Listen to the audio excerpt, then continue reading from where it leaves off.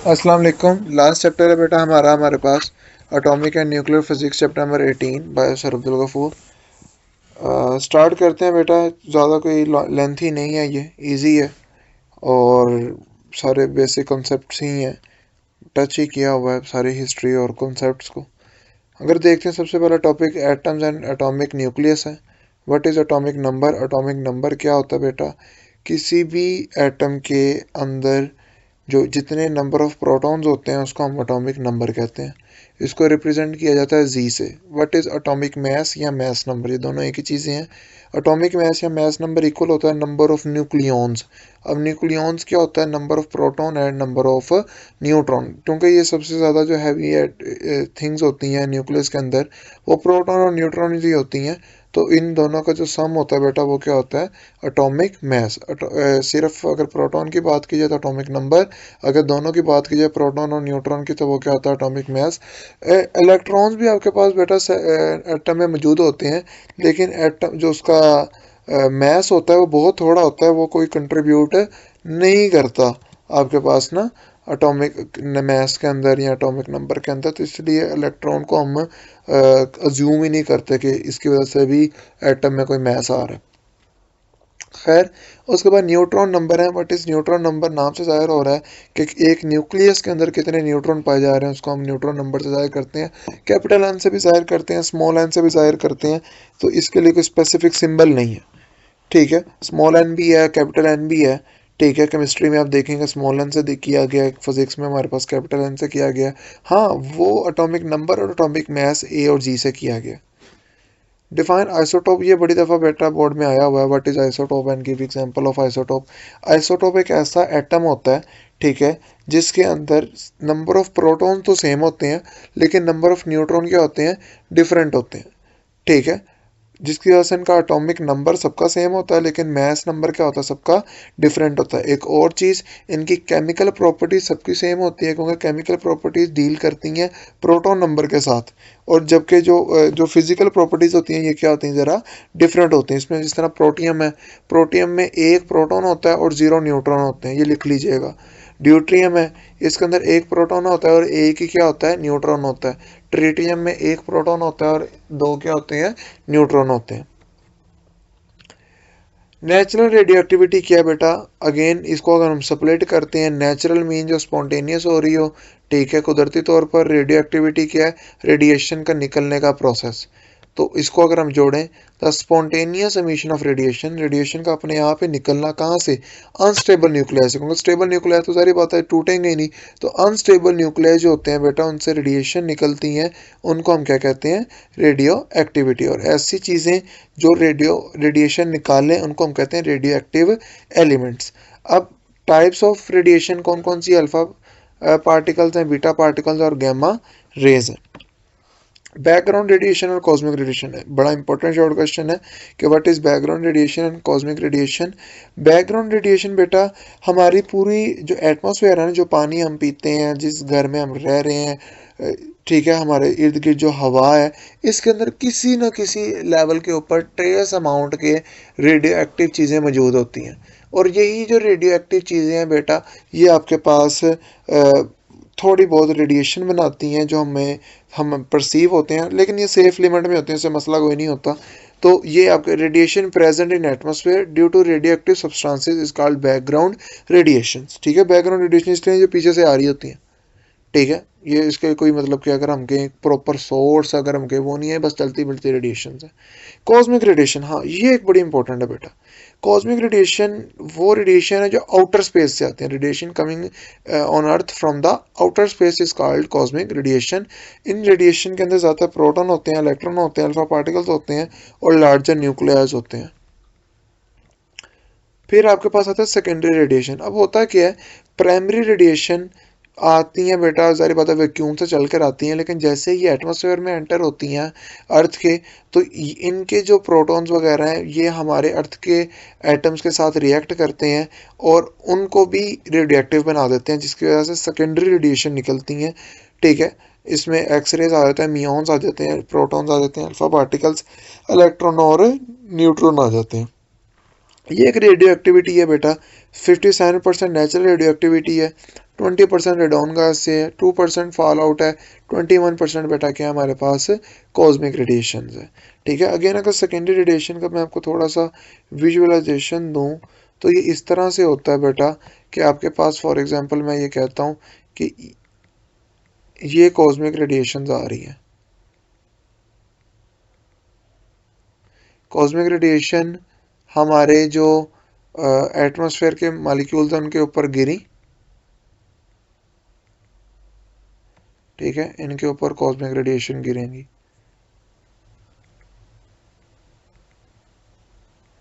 और इसके ऊपर रेडिएशन गिरने की वजह से जो हमारे पास ये है इधर से भी रेडिएशन निकलना स्टार्ट हो गई, चाहे वो इलेक्ट्रॉन की फॉर्म में हो, चाहे वो लेप्टॉन्स हो, जो भी व्हाट्सएवर, ठीक है, इनके अंदर से रेडिएशन बनना स्टार्ट हो जाएंगी। तो प्राइमरी रेडिएशंस की वजह से जो नेक्स्ट रेडिएशन बनती हैं वो बेटा आपके पास क्या होती हैं, सेकेंडरी रेडिएशंस होती हैं। अब ये क्लियर कैसे होता है, बड़ी देर लग जाएगी, बाद में कर लेंगे। What is secondary radiation? The cosmic radiation interact with the atoms of atmosphere to create a shower of secondary radiation including X-rays, muons, protons, alpha particles, electrons and neutrons. इसके बाद न्यूक्लियर ट्रांसपोर्टेशन, अगेन ये same natural radio activity है, बस उसके हमने process को कर दिया। The spontaneous process in which parent unstable nuclei change into stable daughter nuclei with the emission of radiation is called nuclear transmutation। अब तीन तरह की ये होती है बेटा, अल्फा डीके होता है, बीटा डीके होता है और गामा डीके होता है। अल्फा डीके में क्या होता है बेटा, कोई भी आपके पास एक पेरेंट एलिमेंट है, जिस तरह रेडियम है, रेडियम, ये थोड़ा सा बड़ा अगर कर दें हम तो, हाँ ये बीटा पे आ गए हम, अल्फा पे आना, हाँ ये अल्फा डीके में क्या होता है बेटा, ये देखिए आपके पास रेडियम है 22688। अब जब इनमें से अल्फा रेडिएशन निकलेंगी तो क्या होगा बेटा, इसमें से 4 एटॉमिक मास में कमी आएगी, एमसीक्यूज का पॉइंट है, 4 एटॉमिक मास में कमी आएगी और 2 एटॉमिक नंबर में कमी आएगी और वो एक्चुअली अल्फा पार्टिकल या हीलियम न्यूक्लियाई बन के निकलेंगे और एनर्जी निकलेगी। ये अल्फा डीके है।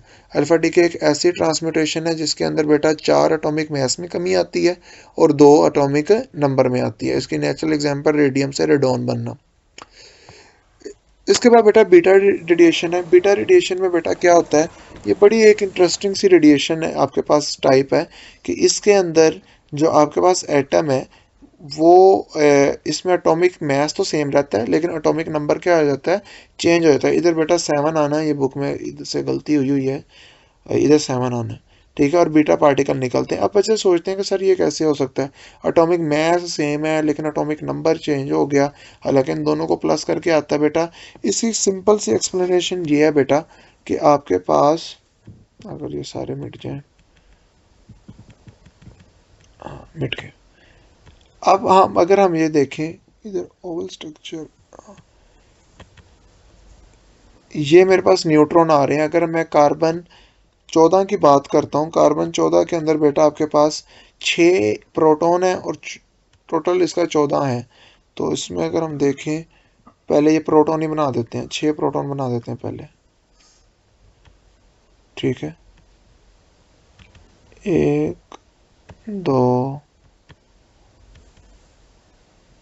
3, साइज देख लेना बेटा सेम ही होता है इनका, 3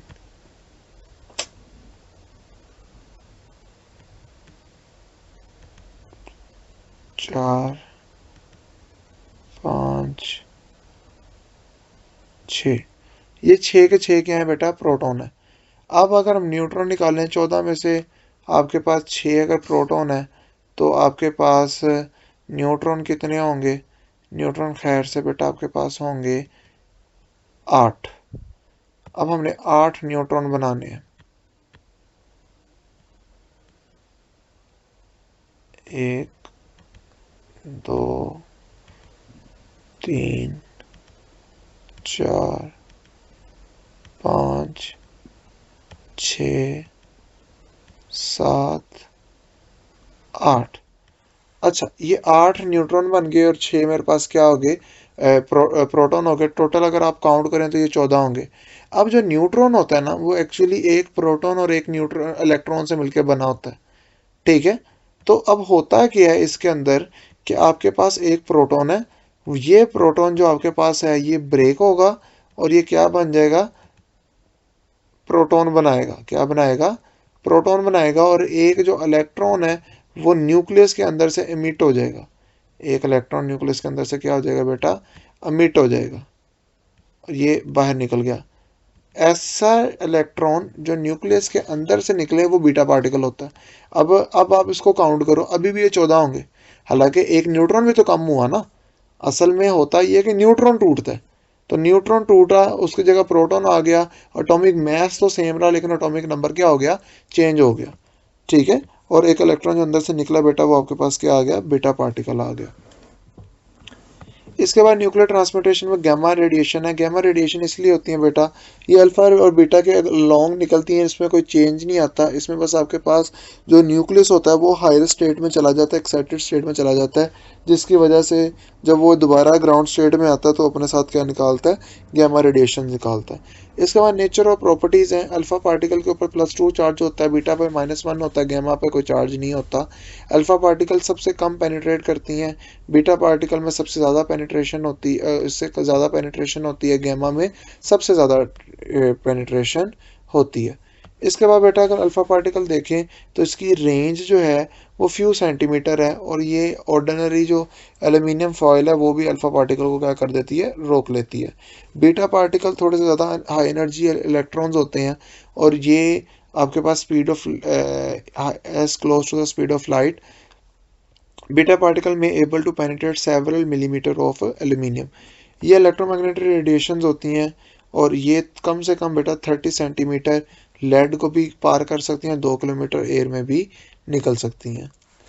हाफ लाइफ क्या बेटा, ये वो लाइफ पीरियड है जिसमें अनस्टेबल रेडियो एक्टिव एलिमेंट बेटा अपने आप को आधे हिस्से में तोड़ देता है। फॉर एग्जांपल रेडियम की हाफ लाइफ है 1620। एक और आपको याद करनी पड़ेगी कार्बन 14 की, वो होती है 5730। Formula n is equal to N not multiplied N की पावर 1/2 की पावर टी। टी इधर नंबर ऑफ हाफ लाइफ है। हाफ लाइफ को किस तरह अफेक्ट किया जाता है बेटा, इसका प्रोसेस किसी चीज़ पर डिपेंड नहीं करता, ना केमिकल कॉम्बिनेशन पे, ना रिएक्शन पे, ना किसी फिजिकल टेम्परेचर, प्रेशर, इलेक्ट्रिकल या मैग्नेटिक फील्ड में। रेडियोआइसोटोप्स और आपके पास क्या होते हैं, स्टेबल न्यूक्लियाई क्या है, जो नाम से जाहिर हो रहा है, ऐसे न्यूक्लियाई जो रेडिएशन इमिट नहीं करते वो स्टेबल हैं। ऐसे न्यूक्लियाई जो रेडिएशन इमिट करते हैं वो बेटा क्या है, अनस्टेबल हैं। अच्छा, अक्सर का पूछा जाता है ये कि 2 आइसोटोप दे दिए जाते हैं, जिस तरह नाइट्रोजन 13 या नाइट्रोजन 14 या कार्बन 12 या कार्बन 14, इस तरह वो दे दिया जाता है कि भाई इन दोनों में क्या फ़र्क है, ठीक है। तो उनमें ना यही एक फ़र्क आपके पास आ जाता है कि उसमें 2-3 तरीक़ों से आप देख सकते हो। अगर वो रेडियो एक्टिव में आ सकते हैं, जो कार्बन 14 है वो रेडियो एक्टिव होता है, तो आप इसमें कह सकते हो भाई एक रेडियो एक्टिव है और एक रेडियो एक्टिव नहीं है। और अगर वो आपसे पूछ लेता है भाई कि आपके पास नाइट्रोजन के भी दो आइसोटोप्स हैं, या आपके पास जो नाइट्रोजन के एक्चुअली 3 आइसोटोप होते हैं, नाइट्रोजन 13, नाइट्रोजन 14, 15 और 16 होते हैं, ठीक है। जो 16 वाला होता है बेटा वो आपके पास क्या होता है, रेडियो एक्टिव होता है। ये भी इस तरह वो पूछ सकता है, ठीक है। ये भी आप कह सकते हैं कि भाई फ़र्क क्या है, एक में न्यूट्रॉन ज़्यादा है, एक में न्यूट्रॉन कम है। तो ये सारी चीज़ें आपके पास आती हैं। अनस्टेबल न्यूक्लियाई क्या होते हैं बेटा, अनस्टेबल न्यूक्लियाई वो हैं जो टाइम टू टाइम क्या करते रहते हैं, रेडिएशन एमिट करते रहते हैं। ये नेचुरली भी होते हैं, और बेटा आपके पास क्या होते हैं, आर्टिफिशियल भी बनाए जा सकते हैं। यूजेज ऑफ रेडियोआइसोटोप में बेटा ऊपर पर एज अ ट्रेसर था, ट्रेसर में इतने ज़्यादा वो लॉन्ग क्वेश्चन के तौर पर पूछा जाता है तो वो नहीं लिखा। आइसोटोप मेडिकल में हम क्या करते हैं, कोबाल्ट जो 60 होता है बेटा, ये गैमा रेडिएशन निकालता है, जिसकी वजह से हम रेडियोथेरेपी में यूज़ करते हैं इसको, ट्यूमर सेल्स वगैरह को मारने के लिए। कार्बन डेटिंग क्या है, it is a method use to determine the organic matter by measuring decay of carbon 14। अच्छा बेटा, इसका पूरा एक प्रोसेस है। प्रोसेस क्या है कि जब हमारे अंदर कार्बन 14 है, कार्बन 14 का हाफ लाइफ है 5730। हम जितना कार्बन 14 लेकर आ रहे हमारी बॉडी में आती है, उतनी बॉडी से बाहर भी जा रही होती है, ठीक है। अब सिनेरियो क्या होता है कि आपके पास फॉर एग्जांपल मैं कहता हूँ कि एक इंसान में 100 ग्राम कार्बन 14 होनी चाहिए, ठीक है। अब वो इंसान मर गया, जब उसकी हड्डी वगैरह में देखा गया हड्डियों में 100 ग्राम होनी चाहिए, अब उसमें जब देखा गया तो उसमें सिर्फ मिली 50 ग्राम। अब जब 50 ग्राम मिली है, 100 ग्राम होनी चाहिए, तो मैं कह दूंगा, पहले कंपेयर करूंगा कि हाँ भाई 5730 साल के बाद जो आपके पास कार्बन है वो आधी हो जाना था। तो इससे साबित हो जाएगा कि भाई आपके पास जो हड्डियां मिली हैं वो आपको 5730 साल पुरानी है। हाँ, अगर इस तरह हो कि उसमें 25 रह गया हो तो इसका मतलब 2 हाफ लाइफ गुजर गई हैं, तो 10,000 समथिंग साल गुजर गए हैं। अगर वो 3 हाफ लाइफ गुजर गई हैं तो वो 17,190 साल गुजर गए। तो ये सारा मामला तो आपके पास चलता है। फिशन रिएक्शन क्या होता है बेटा?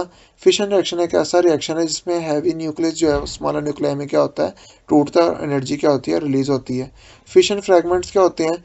द स्मॉलर न्यूक्लियाई जो प्रोड्यूस होते हैं इसमें, जिस तरह बेरियम, क्रिप्टॉन वगैरह आपके पास आते हैं। इसके बाद बेटा फिशन रिएक्शन के अंदर कंट्रोल्ड होता है और अनकंट्रोल्ड होता है। कंट्रोल्ड रिएक्शन ये होता है जिसमें एट अ टाइम एक ही न्यूट्रॉन आगे निकले, बाकी एक्स्ट्रा न्यूट्रॉन क्या हो जाए, अब्जॉर्ब हो जाए। अनकंट्रोल में भाई चेन से चेन, एक से तीन, तीन से नौ, नौ से आगे आपके पास 27, 27 से आपके पास आगे आई थिंक ये 81, और 81 से आगे, इस तरह, मतलब कि जिस तरह एटम बम में होता है। अनकंट्रोल में इस तरह वाले सारे मामला होते हैं। फ्यूजन रिएक्शन के अंदर बेटा क्या होता है? फ्यूजन रिएक्शन के अंदर दो लाइटर न्यूक्लियाई मिलती हैं और आपके पास हैवियर न्यूक्लियस बनता है, ठीक है। जिस तरह प्रोटियम और ट्रिटियम मिला और आपके पास क्या बन गया, हीलियम बन गया। ये सन के अंदर हो रहा है सारे रिएक्शन, और इसको स्टार्ट होने के लिए 20 मिलियन केल्विन का टेम्परेचर चाहिए होता है। Hope so. What is hazards? Hazards क्या बेटा आपके पास होते हैं रेडिएशन से? रेडिएशन बर्न्स हो जाती हैं, स्टेरिलिटी है, लुकीमिया है, ब्लाइंडनेस है, जेनेटिक म्यूटेशन है, both plants and animal.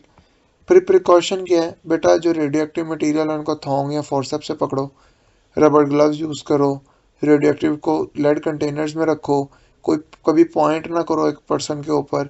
Frequent जो radioactive radiation sensitive area, X ray rooms वगैरह, उधर ना ही जाओ तो क्या है बेटा, अच्छी बात है, ठीक है। तो ये आपके पास एक इम्पोर्टेंट है।